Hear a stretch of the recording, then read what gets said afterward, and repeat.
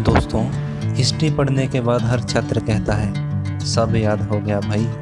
लेकिन जैसे ही एग्ज़ाम में सवाल आता है, दिमाग कहता है ये आदमी कौन था। तो आज देखते हैं आपका दिमाग एक्टिव मोड में है या फिर स्लीप मोड में। तैयार हो जाइए हिस्ट्री चैलेंज के लिए और शुरू करते हैं प्रश्न संख्या 1, जो कि इस प्रकार से है। आर्यों का सबसे प्राचीन ग्रंथ कौन सा है? सोचिए सोचिए और उत्तर खुद को ही देना है। तो इसका सही उत्तर हो जाएगा ऋग्वेद। आपको इसी प्रकार प्रश्न के उत्तर अपने दिमाग में सोचने हैं और अपना स्कोर काउंट करना है। प्रश्न 2 है, ऋग्वेद में कुल कितने मंडल हैं?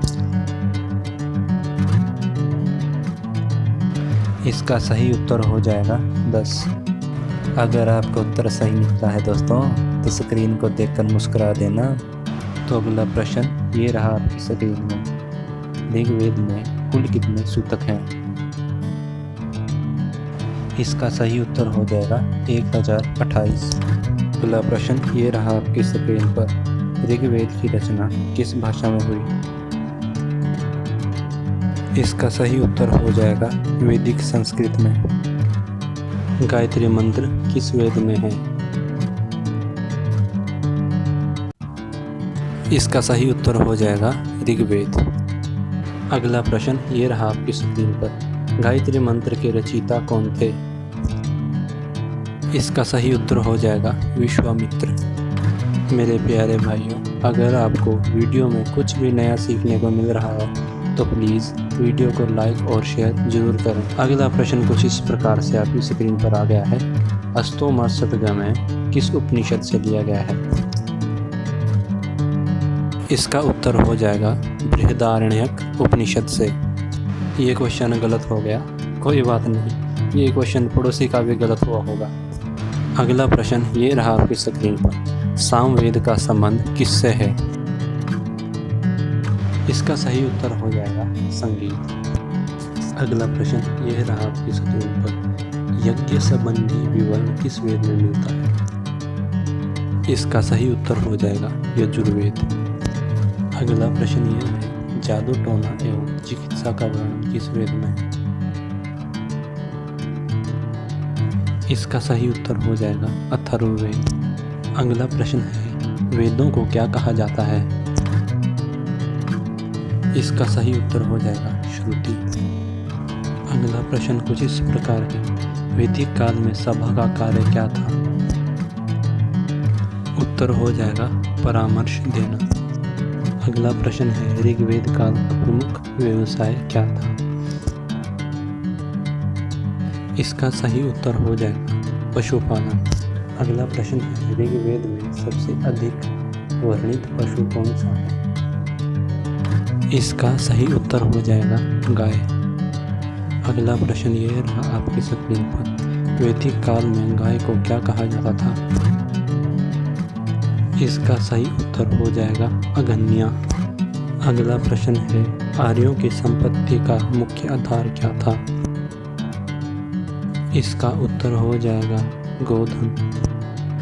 जो दोस्त अभी तक वीडियो में टिके हुए हैं वही एग्ज़ाम के असली वॉरियर हैं। अगला प्रश्न ये रहा आपकी स्क्रीन पर। ऋग्वेद समाज की सबसे छोटी इकाई क्या थी? इसका सही उत्तर होगा कुल।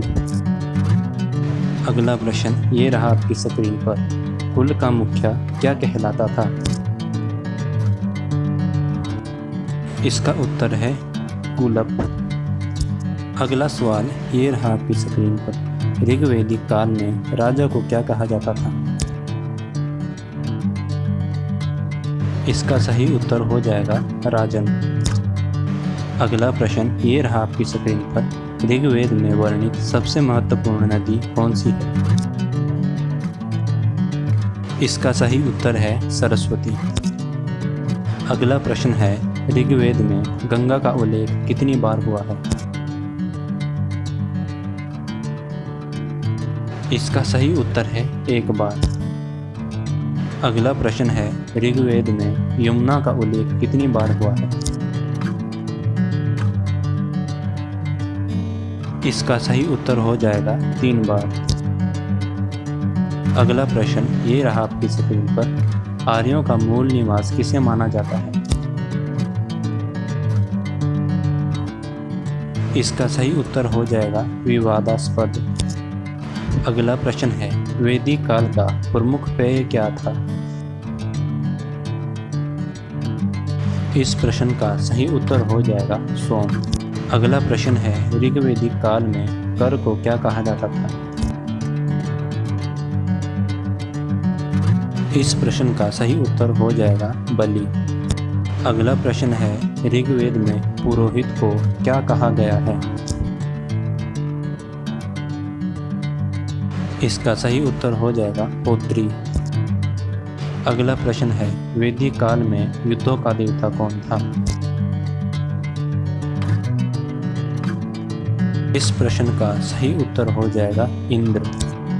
अगला प्रश्न है अग्नि किसके देवता थे वैदिक काल में? सही उत्तर है यज्ञ। अगला प्रश्न है वरुण किससे संबंधित थे? सही उत्तर है जल। वैदिक काल में उषा किसकी देवी थी? सही उत्तर हो जाएगा प्रातः काल की। अगला प्रश्न ये रहा आपकी स्क्रीन पर। उत्तर वैदिक काल में राजधानी का महत्व बढ़ा या घटा? इसका सही उत्तर है बढ़ा। अगला प्रश्न है उत्तर वैदिक काल में मुख्य व्यवसाय क्या बना? इसका सही उत्तर होगा कृषि। अगला प्रश्न है वैदिक काल में लोहे को क्या कहा जाता था? इसका सही उत्तर होगा कृष्ण अयस। तो अगला प्रश्न है उत्तर वैदिक काल में कौन सा वर्ण सबसे प्रभावशाली था? इसका सही उत्तर है ब्राह्मण। अगला प्रश्न है 4 वर्णों का स्पष्ट उल्लेख किस काल में मिलता है? इसका सही उत्तर हो जाएगा उत्तर वैदिक काल। आपका अगला सवाल है पुरुष सूतक किस वेद में है? इसका सही उत्तर हो जाएगा ऋग्वेद। अगला प्रश्न है ब्राह्मण ग्रंथ किससे संबंधित है? इसका सही उत्तर होगा यज्ञ। अगला प्रश्न है आरण्यक ग्रंथ किससे संबंधित है? इसका सही उत्तर हो जाएगा वनवासी चिंतन। उपनिषदों की संख्या कितनी मानी जाती है? सही उत्तर हो जाएगा 108। सबसे प्राचीन उपनिषद कौन सा है? इसका सही उत्तर हो जाएगा बृहदारण्यक। अगला प्रश्न ये रहा आपकी स्क्रीन पर। सत्यमेव जयते किस उपनिषद से लिया गया है? इसका सही उत्तर हो जाएगा मुंडक उपनिषद। अगला प्रश्न है याज्ञवल्क्य किस उपनिषद से जुड़े हैं? इसका सही उत्तर हो जाएगा बृहदारण्यक। अगला प्रश्न है नचिकेता की कथा किस उपनिषद में है? इसका सही उत्तर हो जाएगा कठोपनिषद। अगला प्रश्न ये रहा आपकी स्क्रीन पर। वैदिक शिक्षा का प्रमुख केंद्र क्या था? इसका सही उत्तर होगा गुरुकुल। अगला प्रश्न है वैदिक काल में शिक्षा का माध्यम क्या था? सही उत्तर होगा संस्कृत। अगला प्रश्न है उत्तर वैदिक काल में सबसे बड़ा यज्ञ कौन सा था? सही उत्तर अश्वमेध हो जाएगा। अगला प्रश्न है वाजपेय यज्ञ किससे संबंधित था?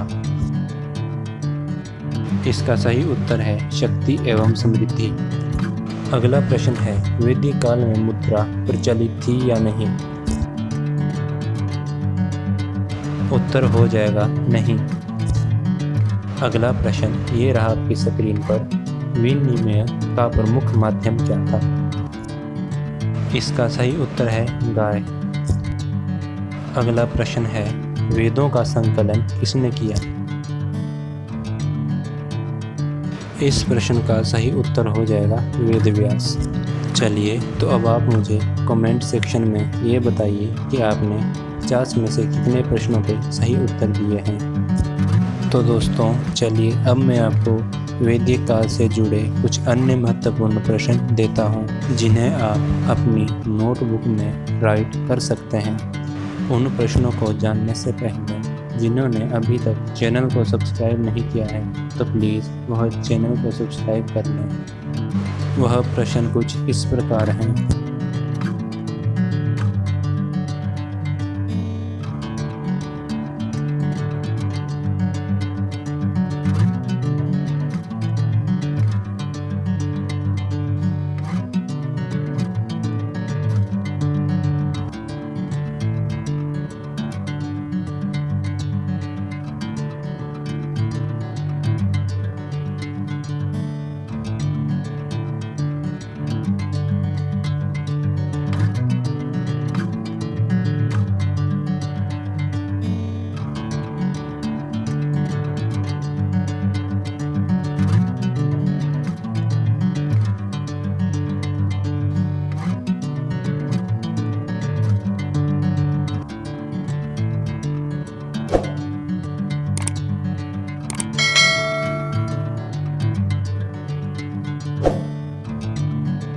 वीडियो को पूरा देखने के लिए धन्यवाद। वीडियो को ज़्यादा से ज़्यादा शेयर करें और चैनल को सब्सक्राइब करें।